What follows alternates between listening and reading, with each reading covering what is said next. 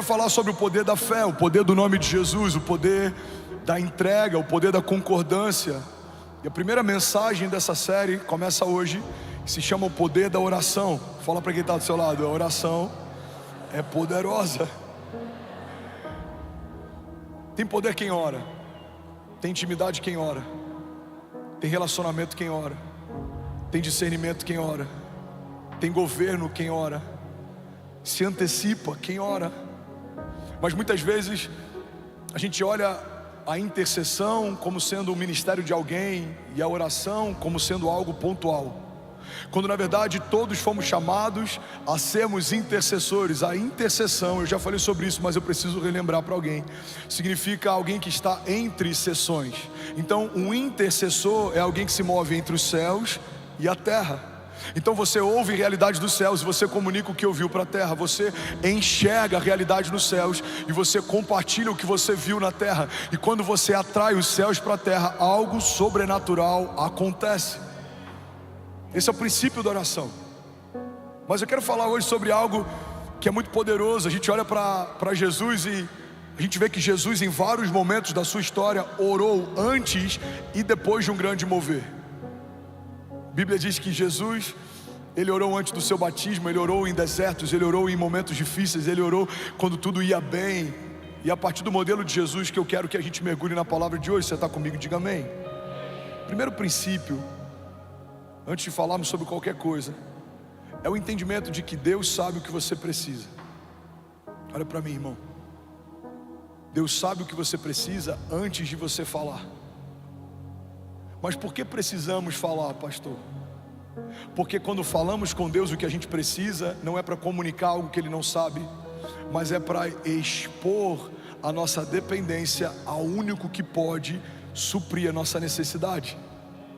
Quando Jesus pergunta para aqueles homens enfermos enquanto caminhava na terra o que Ele queria que Ele fizesse, Jesus não precisava de uma informação sobre a doença que eles tinham. Todo mundo sabia que aquele cego não enxergava, ou que aquele paralítico não andava. Todo mundo sabia que aquele leproso estava longe de casa e que ele tinha lepra e precisava de um toque. Mas quando Jesus pergunta: o que queres que eu te faça? Jesus está dando àqueles homens a oportunidade de estarem expostos diante do Deus que pode todas as coisas. E é isso que está acontecendo nessa noite. Jesus está perguntando para pessoas aqui: filho, o que queres que eu te faça? Qual é a sua necessidade? Qual é a sua impossibilidade?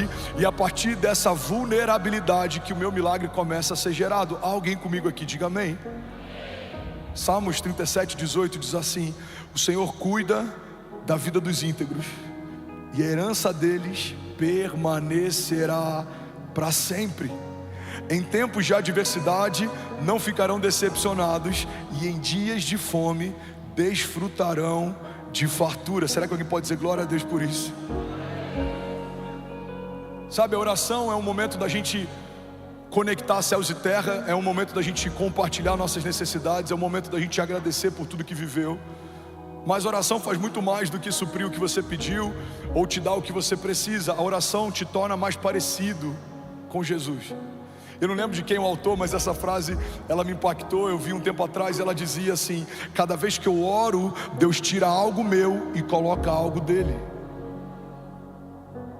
A oração faz um homem sanguíneo se tornar mais paciente. A oração faz um homem que é escasso se tornar mais generoso. A oração faz com que a gente se quebrante. É impossível você permanecer inflexível na presença do Deus Todo-Poderoso. A gente é quebrantado na presença de Jesus. A gente começa a se render na presença de Jesus. A gente começa a ser vulnerável na presença de Jesus. E todas as vezes que isso acontece, algo sobrenatural acontece em seguida. Eu lembro de um vídeo que eu vi um tempo atrás, de um campo de trigo, e aquela pessoa que plantava esse trigo estava falando que para eles é muito fácil de distinguir o trigo do joio. Aos olhos naturais, para a gente é quase impossível. Eles parecem a mesma coisa, mas para quem trabalha com isso todos os dias, para eles é muito fácil. E aí o repórter perguntou para ele: como é que vocês conseguem distinguir o trigo do joio? Ele falou: é só você esperar o vento passar. Quando o vento bate, o joio ele nunca se dobra, mas o trigo se dobra com facilidade. Por que temos desafios no nosso tempo de oração? Porque muitas vezes a gente tem essa dificuldade de se expor, de se lançar, de se quebrantar, de se derramar. Mas a verdade é que todo milagre sobrenatural acontece a partir do momento em que você se entrega, se derrama. A Bíblia diz que Deus não rejeita um coração quebrantado. Então eu quero falar com você nessa noite sobre um poder que libera o sobrenatural. Eu quero falar nessa noite sobre um princípio que foi, vamos junto, lindão, vamos fluir, que foi negligenciado, que foi esquecido, que muitas vezes foi terceirizado, talvez até subjugado, não foi valorizado. Quantas vezes a gente acreditou que o ministério de oração, o ministério das irmãs do coque, ou a necessidade e a importância da oração é algo que a gente terceiriza para nossa esposa ou para nossa mãe? Quantas vezes a gente se move numa nova estação sem ter tempo com Deus, esperando que alguém ore por nós? Quantas vezes eu recebo mensagens de pessoas pedindo que eu ore por motivos que nem eles mesmos estão orando? Pastor, ora por fulano, ora por esse caso. Mas é muito provável que algumas dessas mensagens sejam só alguém terceirizando a importância de algo que nem elas mesmas estão suprindo. Mas a Bíblia fala a respeito de homens de Deus que tinham tempo com Deus, e porque tinham tempo com Deus, viveram coisas que homens naturais não viveram. A Bíblia diz que José ouviu dos céus o que ninguém tinha ouvido, por isso ele governou no seu período, no seu tempo. A Bíblia diz que havia uma seca eminente e os magos não conseguiram decifrar o sonho que o faraó havia tido. A Bíblia diz que os sábios e toda a corte não conseguiu decifrar o sonho que Faraó havia tido. Mas quando um jovem que ouviu os céus, ouviu o sonho de Faraó, para ele foi muito fácil discernir o que ele estava sonhando, porque quem ouve os céus governa na terra. A Bíblia fala que Davi era um homem de Deus que estava cuidando do rebanho do seu pai. Não decidiram chamá-lo no dia em que um novo rei seria ungido, mas Deus mandou chamá-lo porque era ele quem Deus queria ungir. E a Bíblia diz que Davi era aquele que tocava a harpa para Saul. Davi era aquele que acalmava o espírito do rei quando ele estava conturbado, porque só dá para você derramar sobre alguém aquilo que você carrega. Davi carregava um pedaço do céu, e quando a boca dele se abria, o céu se manifestava onde ele estava. E não é à toa que Davi é removido de um lugar improvável e colocado no trono mais alto que um homem poderia se assentar, no trono de Israel, porque quem tem tempo com Deus governa na terra. Quem ouve os céus vive o que homens naturais não vivem. Eu estou pregando para alguém aqui nessa noite. Será que tem alguém aqui queimando por Jesus? Agora, quem não ouve os céus anda em círculos, gasta tempo com coisas que não liberam o nosso destino ou que não apontam para o nosso futuro.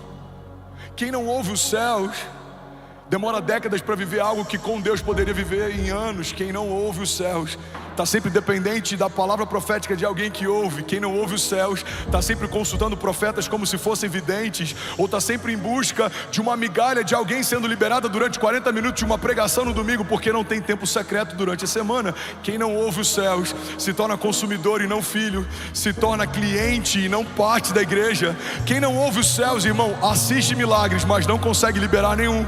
Quem não ouve os céus até crê que Deus faz algo, mas não crê que Deus vai fazer na sua própria vida. Quem não ouve os céus tem medo do futuro, tem medo do inferno, tem medo dos demônios, tem medo da inveja, tem medo dos levantes. Mas quem ouve os céus pode declarar com autoridade: mesmo que eu ande pelo vale da sombra da morte, mal nenhum eu temerei, porque tu, Senhor, estás comigo. Podem 1000 cair ao meu lado, 10.000 à minha direita, mas eu não serei atingido. Alguns confiam em carros, outros confiam em cavalos, mas nós confiamos no Deus da nossa salvação. Alguém comigo aqui, pelo amor de Deus, diga amém.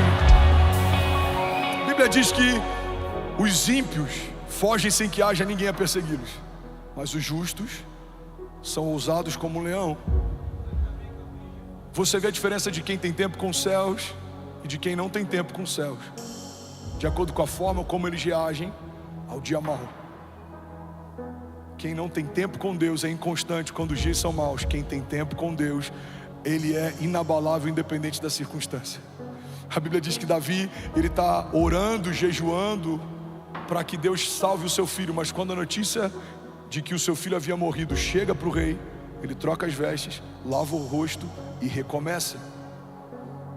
A gente vê inúmeros heróis da fé que sofreram perdas. Eles vivenciaram um luto, mas eles não pararam no seu tempo de luto. Eles recomeçaram, porque eles sabiam que o Deus que fez no passado iria fazer de novo. A gente olha para a história de Jó, perdeu seus filhos, perdeu seus recursos, perdeu tudo que tinha, mas ele sabia que o Deus que havia dado no princípio iria restituir, e iria restituir muitas vezes mais do que tudo que foi removido. Irmão, quem tem tempo com Deus não depende da opinião de ninguém, porque carrega uma palavra que foi liberada por Deus desde a eternidade passada. Quem caminha com Deus não está refém das circunstâncias e não tem uma fé emocional. Fé não é o que se sente, fé é o que se sabe. Eu sei que o meu Redentor vive, eu sei que porque Ele vive eu posso crer no amanhã, eu sei que o meu amanhã vai ser melhor que hoje, eu sei que eu posso todas as coisas naquele que me fortalece, eu sei que o Senhor é o meu bom pastor e de nada eu terei falta, eu sei que as portas do inferno não vão prevalecer contra a igreja, eu sei que Ele é o meu refúgio, a minha fortaleza, socorro presente na hora da angústia. Por isso, independente do que me cerca, eu sei que a palavra que Deus liberou sobre mim vai acontecer. Se alguém crê nisso, diga amém. Tiago 4:8 diz: aproximem-se de Deus e Ele se aproximará de vocês. Todo tempo a Bíblia está dizendo: dá um primeiro passo que os céus vão corresponder ao seu passo. Aquele que busca encontra, aquele que bate a porta se abre. Clama a mim, responder-te-ei. Se aproxime de mim e eu me aproximarei de você. Quem sabe, irmão, o que a gente chama de silêncio de Deus, na verdade seja só a resposta para uma passividade nossa. Somos passivos até quando precisamos de um milagre. A Bíblia diz que um cego clamava: Jesus, filho de Davi, tem compaixão de mim. E a multidão cercava ele, comprimia ele, tentava calar a voz dele. Mas a Bíblia diz que quanto mais tentavam calar ele, mais alto ele gritava: Jesus, filho de Davi, tem compaixão de mim. Sabe, algumas circunstâncias vão tentar calar você, algumas vozes vão tentar parar você, algumas tribulações e tempestades vão tentar desanimar você, alguns desertos vão tentar paralisar você. Mas quanto maior é a investida do inferno contra você, mais forte tem que ser o seu clamor para aquele que pode mudar a tua história. As circunstâncias vão tentar sufocar a tua voz. O que eu faço, pastor? Grite mais alto, clame uma vez mais, persiga o teu milagre, provoque a próxima estação, porque há poder em toda palavra liberada por aquele que carrega a própria vida de Deus dentro de si. Há poder na concordância, adoração, há poder na oração dos justos, há poder na unidade da igreja, há poder no nome de Jesus. E a palavra de Deus nos diz que a partir do nome de Jesus, o que ligarmos na terra será ligado nos céus, e o que desligarmos na terra será desligado nos céus. Então nessa noite, até o final dessa palavra, a gente vai fazer algo prático. Você vai se colocar de pé daqui a pouco, fechar os seus olhos e abrir a sua boca. E daqui a algumas semanas você vai testemunhar que coisas que você profetizou e clamou hoje, Deus respondeu em dias. Levante suas mãos, deixa eu profetizar sobre alguém aqui. Pai, eu declaro um exército se levantando de intercessores, de homens e mulheres de oração, de homens que carregam sobrenatural, de homens que carregam um sopro do céu. A gente vai falar de palavras de vida e não de morte. Falaremos de bênçãos e não de maldição. Falaremos de futuro e não de passado. Falaremos de promessas e não de propostas. Falaremos de coisas dos céus e não de levantes do inferno. Falaremos de coisas que acrescentam e não de coisas que nos roubam. Falaremos de coisas que nos animam e não de coisas que nos abatem. Falaremos da promessa que Deus tem para a nossa vida e não da promessa que Deus tem para a casa do lado. Falaremos daquilo que Deus está nos pedindo para fazer e não teremos tempo para falar daquilo que Deus está fazendo com alguém ao nosso redor. Falaremos daquilo que Deus nos comunicou no secreto até que se cumpra, e quando se cumprir, Deus vai nos falar coisas novas. Nos moveremos debaixo de uma palavra, assim como o povo se movia debaixo da nuvem. Não vamos para nenhum lugar que a palavra não nos direcione, não faremos nada que a palavra não nos peça para fazer. Se Deus não disser, não iremos, mas se Ele falar, nós avançaremos com ousadia. Quando Ele nos pedir, nós daremos. Quando Ele falar avance, avançaremos. Quando Ele falar corra, correremos. Quando Ele falar creia, nós creremos. Mas se os céus estiverem em silêncio, perseguiremos um novo som do céu até que Ele venha. Nós cremos, os céus não estão paralisados, porque Deus não é como deuses feitos por mãos humanas, que tendo olhos não veem, que tendo bocas não falam, que tendo mãos não tocam. Não, Deus é um Deus de verdade, que gera milagres de verdade. liberdade. E nós somos o seu povo que se chama pelo seu nome, e nós nos humilhamos, e nós nos arrependemos, e nós clamamos. E a tua palavra diz que se fizermos isso, o Senhor ouvirá dos céus e nos dará respostas. O Senhor mudará nossa sorte, sarará nossa terra. Pai, eu declaro em nome de Jesus uma igreja forte na oração, uma igreja que se move no secreto, uma igreja que carrega a autoridade dos céus. E quando a gente abre a nossa boca, algo sobrenatural não vai acontecer. Algo sobrenatural já aconteceu. Se você crê nisso, irmão, você pode dar um brado de liberdade no seu lugar. Jesus. Como se for para Jesus, você pode fazer melhor. Aleluia. Aleluia. Alguém feliz com Jesus ainda, diga amém. Sabe, Jesus orou no seu batismo, Lucas 3:21. Quando todo o povo estava sendo batizado, Jesus também o foi. E enquanto ele estava orando, o céu se abriu. Uma das maiores incoerências da nossa geração é que desejamos céus abertos, mas permanecemos com a nossa boca fechada. A Bíblia diz que enquanto Jesus ora, os céus se abrem. A Bíblia diz que enquanto Jesus ora, algo acontece. Irmão, Jesus está no seu batismo e ele não deixa de orar. A Bíblia diz que depois que ele é batizado, o Espírito é derramado sobre ele. O Espírito então leva Jesus 40 dias para o deserto para orar. Não tem nenhuma estação que Jesus entre que não seja marcada por oração antes e no final dela. A Bíblia diz que Jesus orou nos desertos, Lucas 5:16. Ele, porém, retirava-se para os desertos e ali orava. A Bíblia diz que Jesus orou a noite inteira antes de escolher os discípulos. E a minha pergunta é: como queremos tomar decisões importantes sem consultar a Deus, se o próprio Jesus não abrir a mão desse recurso? Irmão, Jesus, o Verbo encarnado, o próprio Filho de Deus, parte da Trindade, estava desde o princípio. João diz que no princípio ele era o Verbo estava com Deus, o Verbo era Deus. Todas as coisas foram feitas por meio dele, sem ele nada do que foi feito se fez. O autor e consumador da nossa fé, o maravilhoso conselheiro, Deus forte, Pai da eternidade, Príncipe da paz, está orando incessantemente antes de escolher os seus discípulos, porque ele não fazia nada que ele não tinha visto o Pai fazer, e ele não falava nada que antes ele não tivesse ouvido o Pai falar. Mas quantas vezes a gente assina contratos ou entra em sociedades, a gente toma decisões ou acessa portas sem que Deus tenha nos dado respostas. A pergunta que a gente precisa fazer nessa noite é: se o próprio Jesus não se movia sem antes ter uma palavra de Deus, como a gente ousa se mover sem que Ele fale? Olha o que a Bíblia diz, Lucas 6:12. Em um daqueles dias, Jesus saiu para um monte a fim de orar, e passou a noite orando a Deus. Ao amanhecer, chamou seus discípulos e escolheu 12 deles, a quem também designou como apóstolos. A Bíblia diz que Jesus orou antes da multiplicação dos pães e peixes. Isso é uma coisa extraordinária, porque a gente vê várias vezes Jesus orando e agradecendo antes do milagre acontecer. Dinâmica da fé fala a respeito de celebrarmos antes do milagre acontecer, porque celebrar depois que aconteceu é óbvio, mas celebrar antes de acontecer é fé. Uma mulher estéril que celebra o filho antes de saber que está grávida, uma família quebrada financeiramente que celebra o novo de Deus antes de um novo contrato chegar, um casal que se divorciou, mas já celebra a boda de casamento, mesmo que o marido ainda não tenha voltado para casa, pais que celebram a restauração de um filho viciado, mesmo que ele ainda não tenha aberto mão de um vício. Irmão, isso é fé. A fé é trazermos à existência coisas que não existem, é tratar coisas que não são como se já fossem. A Bíblia diz que Jesus, antes de multiplicar o pão, já agradece pela multiplicação. João 6:11 diz assim: então Jesus tomou os pães e deu graças e os repartiu entre os que estavam sentados, e tantos quanto queriam comeram, e o mesmo ele fez com os peixes. Mas a Bíblia também diz que Jesus orou depois da multiplicação. Mateus 14, 23.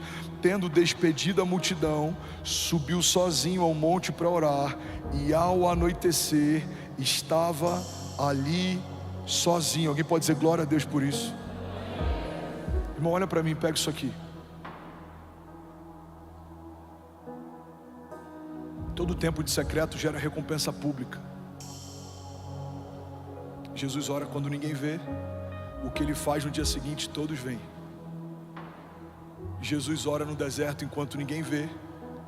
Quando ele começa a operar em milagres, todo mundo vê. Jesus ora antes dos pães serem multiplicados. Depois que os pães são multiplicados, ele se separa para orar também. Jesus ora antes de ser batizado, enquanto é batizado, e depois de ser batizado também. Jesus ora antes de escolher os discípulos, e quando ele está quase entregando o seu espírito nos seus minutos finais de vida também. O que vemos na vida de Jesus, muitas vezes, é uma vida de poder sobrenatural, mas o que não percebemos na vida de Jesus é que esse poder sobrenatural não é causa, é consequência. É uma vida de oração, gera poder sobrenatural que opera milagres. A igreja anseia por viver milagres, sinais e maravilhas, mas para isso precisamos ter uma vida firmada em oração. Paulo diz que a oração no Espírito, ela é infrutífera para a nossa mente, ou seja, ela não gera nenhum entendimento racional, mas ela edifica o nosso espírito. É como se o Espírito de Deus testificasse ao nosso espírito a respeito das coisas de Deus. Em outro momento a Bíblia diz que essa oração são como gemidos inexprimíveis. Tem coisas que você nem sabe que precisa, mas o seu espírito sabe. Tem coisas que você nem sabe que estão preparadas para você, mas o Espírito de Deus sabe. E quanto mais você tem tempo com Deus, mais sensível você vai ficando a respeito das coisas de Deus. Sabe uma das características que a oração desenvolve na gente? Algo que a gente chama de impressão no Espírito. Você entra no lugar e você sabe, esse lugar não está legal.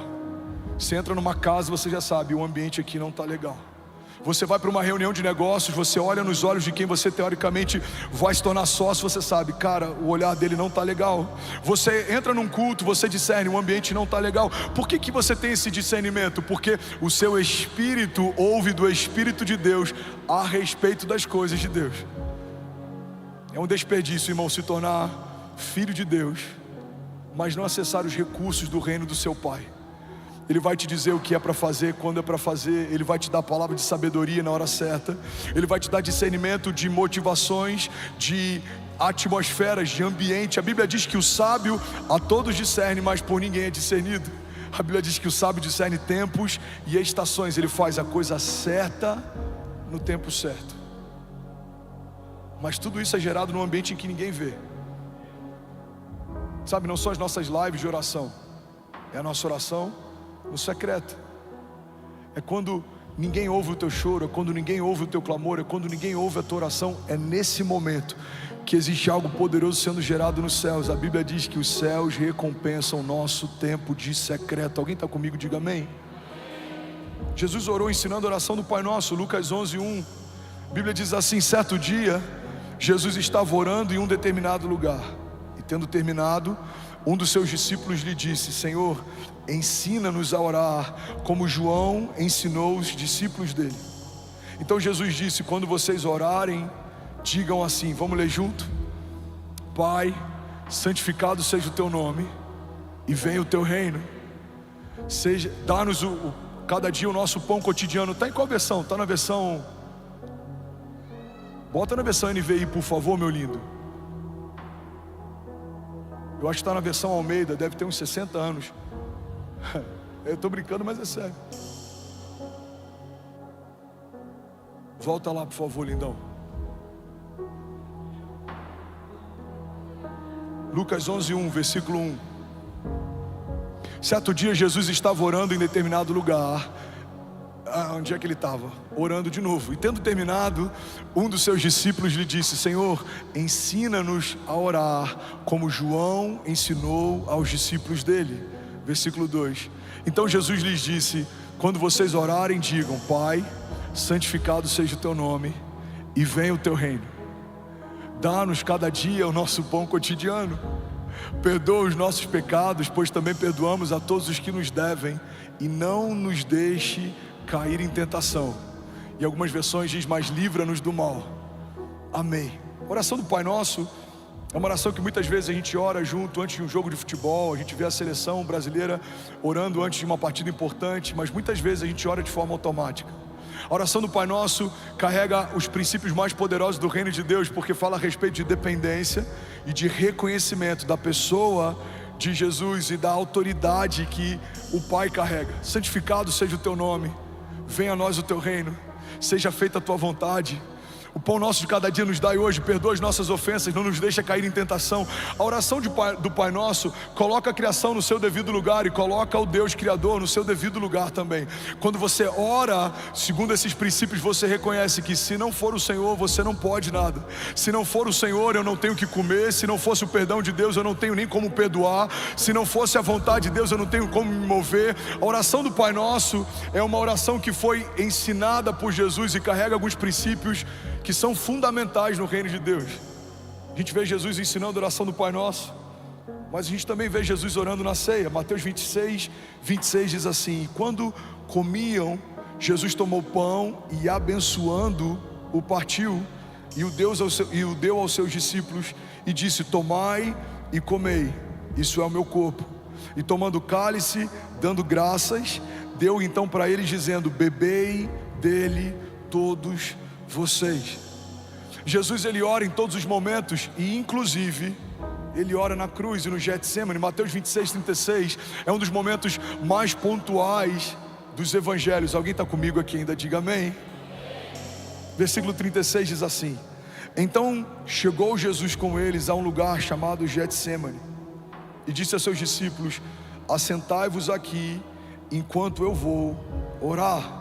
Versículo 39, indo um pouco mais adiante, prostrou-se sobre o seu rosto, orando e dizendo: meu Pai, se é possível, passe de mim esse cálice, mas todavia não seja como eu quero, mas como tu queres.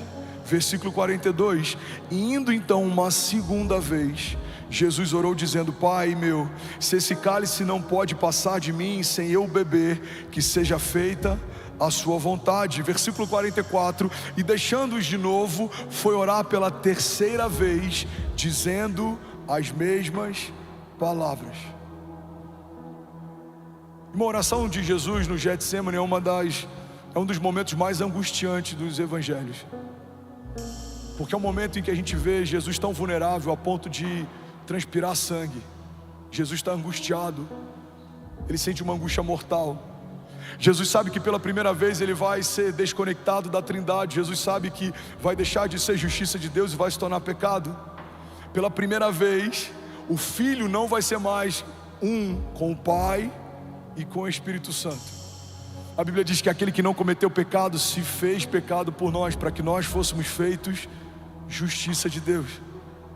Mas no momento de angústia, o que Jesus faz não é correr ou fugir, o que Jesus faz é orar.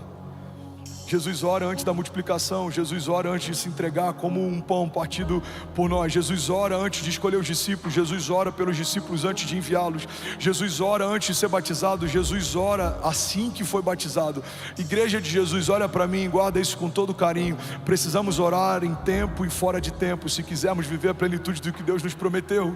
Você não vai sustentar as promessas da sua casa se não carregar vida de oração. Você não vai conseguir liberar o destino dos seus filhos se você não tiver encharcado da vida de Deus, porque tem poder quem ora. Muita oração, muito poder; pouca oração, pouco poder. A gente ouve isso há muito tempo na igreja, mas precisamos entender que isso é uma realidade. Quando vemos tantas manifestações acontecendo, tantas curas, tantos sinais, tantas maravilhas, Deus abrindo portas, um mover sobrenatural, precisamos entender que isso é uma resposta pública a pessoas que gastam tempo no secreto. Quanto mais profunda é a sua vida de oração, mais extraordinário vão ser os seus testemunhos. E eu não sei qual é a tua expectativa para 2024, mas a minha oração é para que ainda esse ano a gente possa viver o maior romper da nossa história, a gente possa colher coisas que a gente não colheu, a gente possa viver milagres que a gente não viveu. Mas para isso, irmão, não tem expectativa que sustente um milagre sobrenatural se não for a partir de uma vida de oração.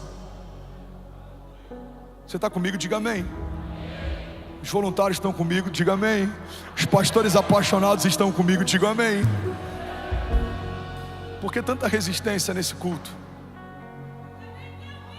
Porque esse entendimento muda a vida de uma igreja. Porque tanto silêncio nesse culto?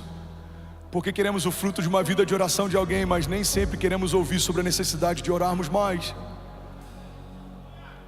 Essa pregação para a nossa geração corre o risco de se tornar até entediante. Muitos querem ouvir sobre avivamento, poucos querem entender como os avivamentos começam.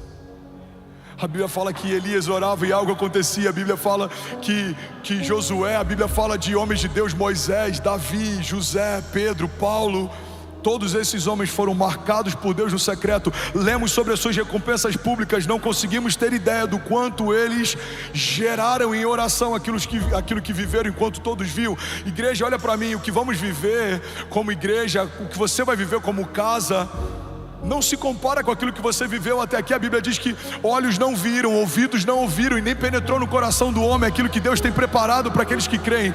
Mas nesse mesmo texto diz: mas Deus já o revelou por meio do seu Espírito.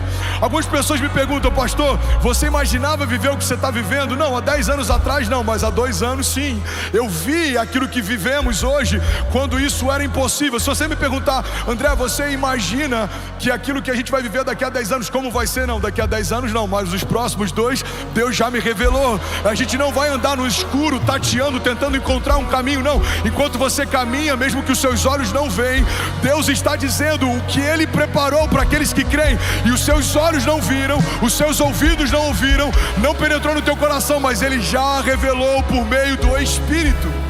E esse é o testemunho dos filhos de Deus. A Bíblia diz que o testemunho dos filhos de Deus é que os filhos de Deus caminham pelo Espírito de Deus. Você não vai andar desenganado, você não vai ficar tentando. Irmão, um homem de Deus não tem tempo para ficar tentando. Você não vai tentar. Pastor, eu estou namorando com uma pessoa, eu vou tentar para ver se dá certo. Pastor, eu estou vendo um negócio, eu vou tentar para ver se funciona. Não, irmão, você não tem tempo para tentar. Você vai acessar o maravilhoso conselheiro e ele vai te dar um conselho de sabedoria, e você vai se mover com assertividade, e algo sobrenatural vai acontecer. E você não vai depender de conselho de homens. Talvez alguns homens vão te dizer: não faça, mas se Deus disse, vai. Porque é melhor ter uma palavra de Deus do que um bom plano. É melhor ter uma direção de Deus do que bons conselhos. A Bíblia diz que existe sabedoria na multidão de conselhos, mas não há sabedoria nos conselhos da multidão. A multidão falaria para Noé: não construa. A multidão falaria para Davi: não enfrente esse gigante. A multidão falaria para Jesus: corra, os soldados estão vindo para te prender. A multidão falaria para Abraão: não sai da sua terra e da sua zona de conforto. A multidão falaria para Daniel: é só você se prostrar e não precisa enfrentar leões. A multidão teria dito para Sadraque, Mesaque e Abidnego: o que custa você se render a um outro Deus, se Deus no fundo sabe que você o adora de verdade? A multidão teria talvez antecipado o ministério de Jesus. Maria tentou fazer isso. A multidão teria talvez abortado o projeto da redenção. Pedro tentou fazer isso. Pedro fala: Senhor, de maneira alguma a gente vai permitir que o Senhor seja entregue. Ele fala: aparta-te de mim, Satanás. Um homem que ouve os céus não se move por conselhos que fazem sentido, mas se move por promessas que foram feitas pela boca de Deus. Você está comigo? Diga amém. Eu quero falar sobre algumas dinâmicas de oração. A gente tem 5 minutos. Alguém consegue ouvir mais 5 minutos dessa mensagem? Diga amém. Somos 13.400 famílias online, mais de 13 nações conectadas. Você pode celebrar quem está com a gente online. Glória a Deus. Primeira dinâmica da oração é que existe uma relação entre oração e o tempo. Fala comigo: oração e o tempo.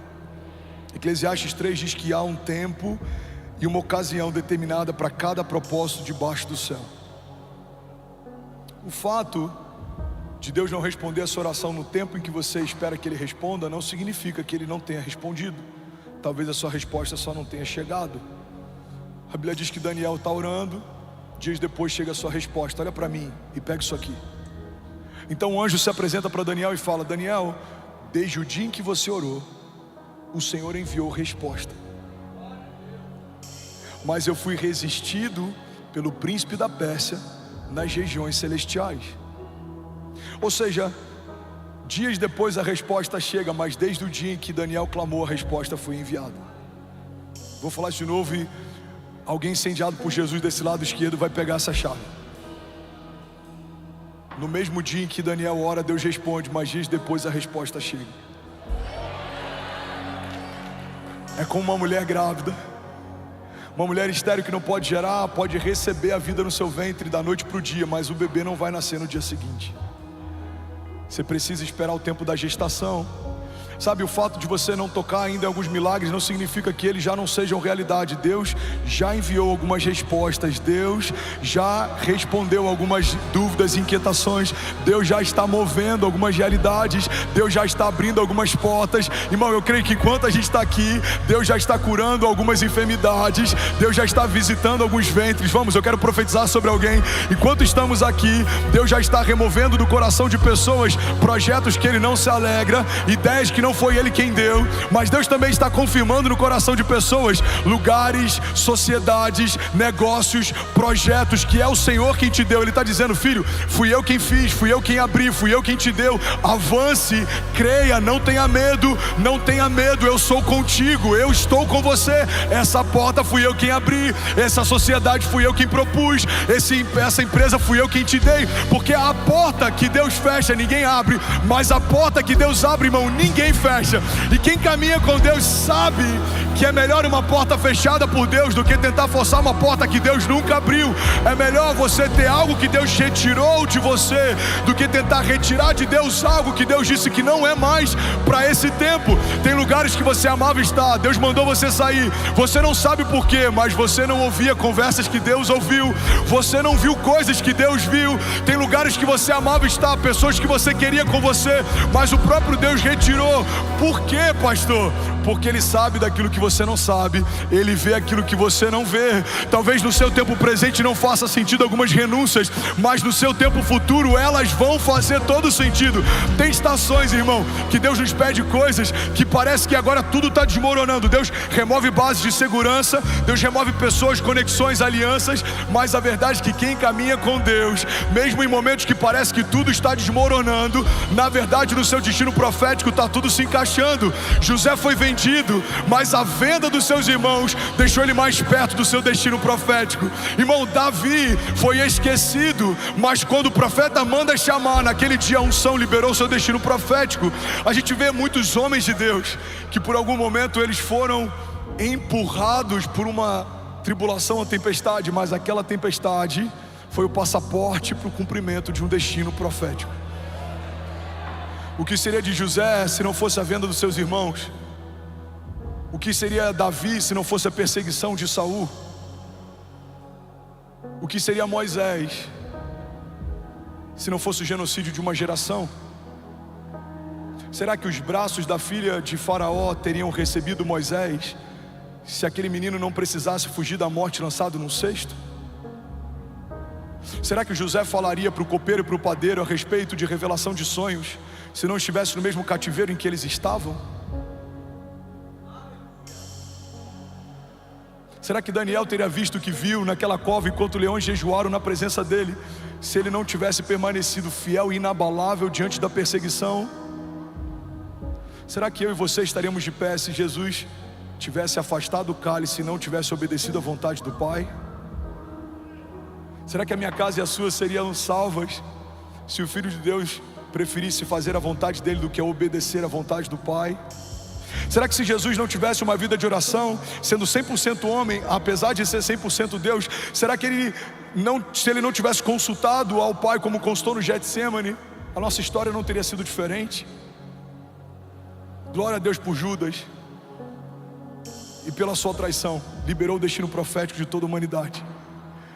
Glória a Deus pela venda dos irmãos de José e pela forma como eles passaram a resisti-lo, empurraram José para o seu governo.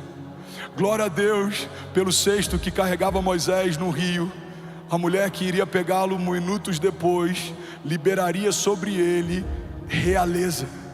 Glória a Deus pelas minhas tribulações e faltas, porque a doença de 2017 me deu autoridade para ministrar sobre enfermos. Glória a Deus pelos desafios que a gente passou quando não tinha direito o que comer, porque isso me deu liberdade para tirar famílias da rua e liberar sobre elas um destino profético. Glória a Deus pelas perseguições ministeriais e homens fortes que tentaram apagar o meu nome, porque eu permaneci fiel e o próprio Deus soprou o meu nome em lugares em que alguns desses homens não têm mais acesso, não podem entrar. Glória a Deus, irmão, pelas lutas e tribulações que, como Paulo diz, são leves e momentâneas, mas elas estão gerando em nós uma glória eterna que pesa mais do que todas elas.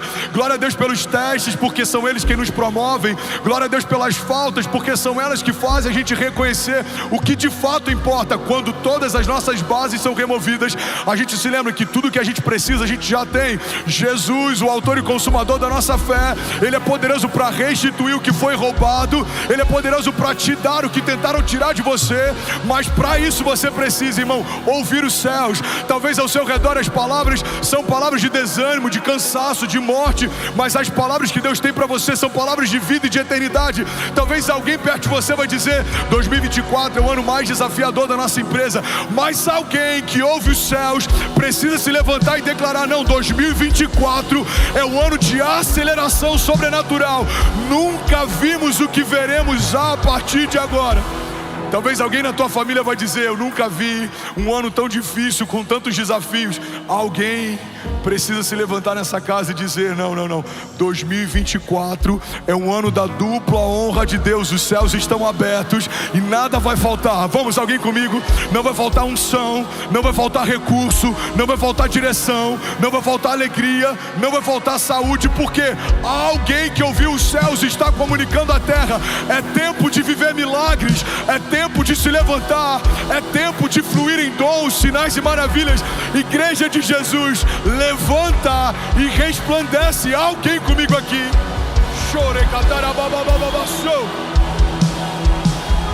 Aleluia, aleluia. Vamos, se for para Jesus, você pode fazer melhor. Aleluia.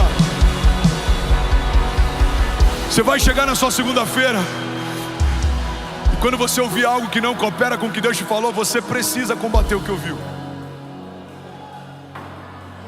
Irmão, eu acho que a gente vai precisar fechar. Por quê? As contas não estão fechando. Deixa eu ver. Deus te deu uma palavra? Deu. Então faça sonhos maiores do que você tinha antes da crise, porque se foi Deus quem te deu essa empresa, é Ele quem vai fazer ela superar qualquer tribulação. Você está com desafios no casamento? Creia, o Deus que abençoou essa aliança é o Deus que vai manter essa aliança de pé. Você não vai pensar como seria se você se divorciasse. Você vai pensar: aonde faremos as bodas no próximo ano? Vamos, alguém comigo?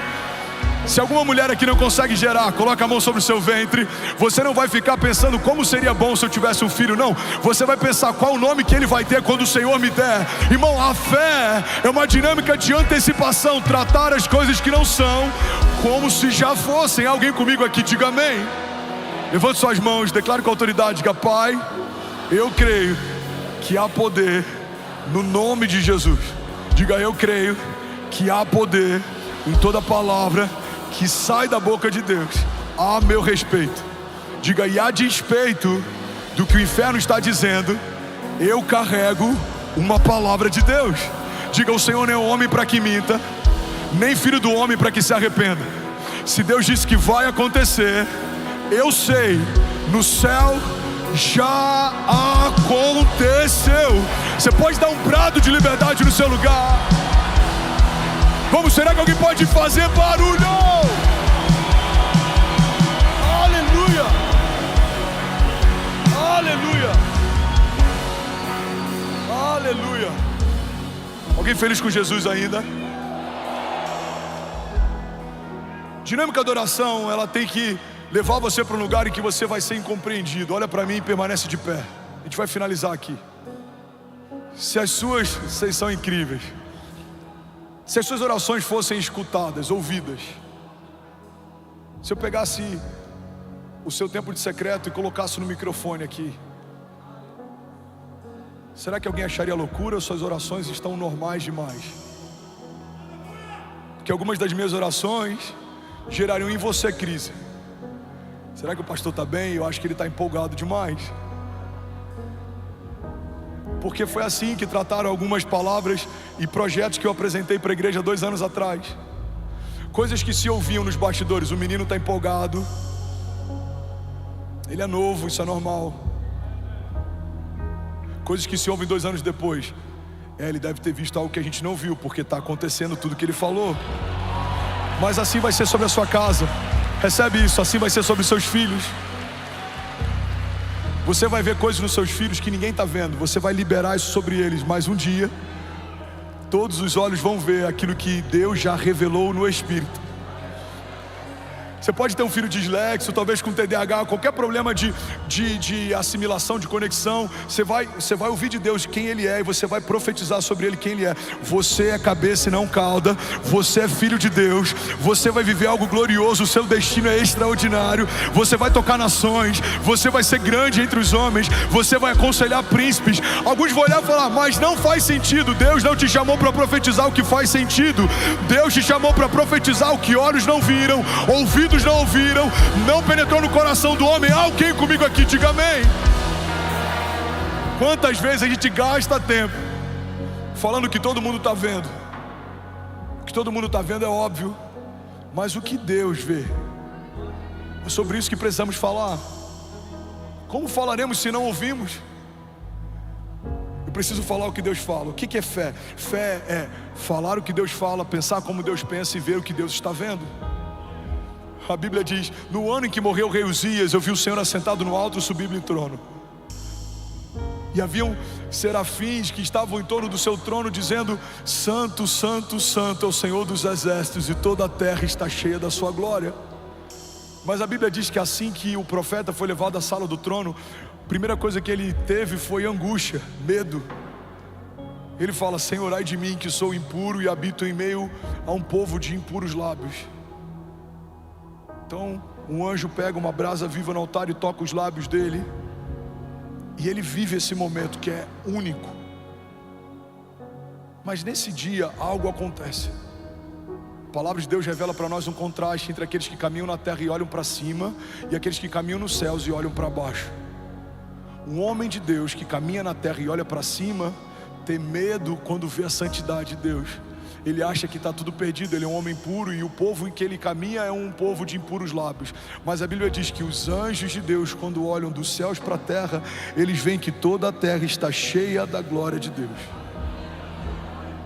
Se você olhar Alphaville da terra para os céus, o que a gente vai ver aqui é status, futilidade, comparação, competição, vendedores de sonhos. Mas se a gente olhar Alphaville dos céus para a terra, o que os céus veem? Eu vejo uma onda de avivamento. Eu vejo um celeiro para nações. Eu vejo um lugar que vai ser chamado de casa de oração, refúgio, porto seguro. Eu vejo uma casa de esperança. Eu vejo uma casa de destino. Se você olhasse para a minha casa em 2017, da terra olhando para os céus, o que você ia ver? Senhor, salva o André. O coração dele está parando, a válvula mitral dele está muito mal, o nível da endocardite dele aguda está muito alto, o coração está tomado. Dava para ver de olho nu no exame do transesofágico, na câmera do transesofágico, dava para ver a quantidade de aglomeração de bactérias. Meu coração estava verde. Mas e dos céus para a terra? O que os céus veem? Esse milagre vai ser testemunhado em nações. Milhares e milhares e milhares ouvirão o que eu fiz. Esse milagre vai desencadear uma onda de milagres de cura. Alguns vão dizer: o Brasil está vivendo um tempo difícil. Se a gente olhar para algumas instituições que cuidam da parte do judiciário, econômico, político, existe uma divisão. O Brasil está polarizado. Mas se olharmos o Brasil dos céus para a terra, o que os céus veem? Nação do avivamento, o lugar de onde vem o último sopro de Deus. Um lugar que Deus separou, inclusive dentro da América Latina, com uma linguagem única, para que possa liderar uma onda de avivamento que vai tocar nações. Aqueles que transportam brasas, aqueles que exportam brasas, aqueles que carregam fogo, aqueles que carregam fogo sobre os seus ossos, aqueles que têm fome por mais de Deus. Irmão, o que você precisa fazer a partir do seu tempo de oração é parar de chamar as coisas como elas são e você começar a profetizar como elas serão. Você vai começar a trazer o futuro para o seu presente, o seu futuro vai se tornar real. Você vai começar a trazer promessas para o seu presente, e as suas promessas vão vão se tornar reais. E aí, tudo bom? Você acabou de assistir uma mensagem aqui do nosso canal. Eu tenho certeza que ela te edificou e que ela vai gerar algo novo em você. E a gente separou mais 2 vídeos. Eu quero deixar essas indicações aqui para você continuar queimando com Jesus. E eu quero muito te fazer um pedido também. Se essa mensagem te edificou, comenta aqui embaixo, segue o canal, me ajuda a compartilhar para que mais pessoas sejam tocadas também. Deus te abençoe.